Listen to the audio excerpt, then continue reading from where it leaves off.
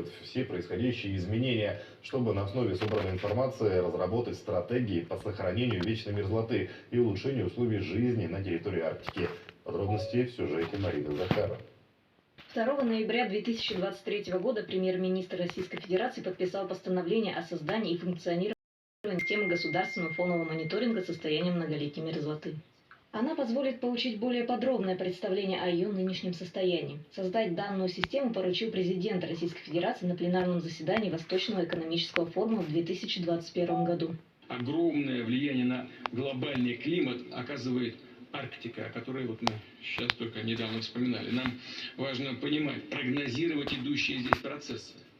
А для этого нужна надежная данные и прогнозы.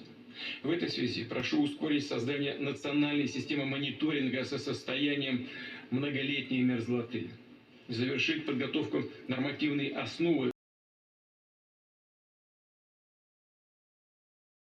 для закона об охране вечной мерзлоты. Инициатором и автором выступил якутский эколог, строитель и большой патриот своей родины Эдуард Романов. Создание благоприятной окружающей среды и возможности для граждан получать достоверную информацию о ее состоянии, а также помочь науке и дальше развиваться в данном направлении. И институт мерзлотоведения мы работали по технологии и по методике, как изучать вот эту деградацию вечной мерзлоты. И, конечно же, законодательная база, она должна была опираться вот на эту научно-методологическую. Но это в этом законодательстве, да, вот это в законе вот Республики Саха-Якутия, и это все предусмотрено.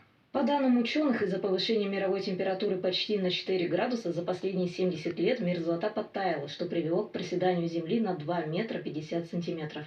На сегодняшний день средняя температура вечной мерзлоты составляет минус 3 градуса. В целом, как показывают исследования, это не самый критичный показатель за всю историю. Порядка 5500 лет назад температура составляла плюс 2,5 градуса. Марина Захарова, Дилустан Иннокентьев, Якутск.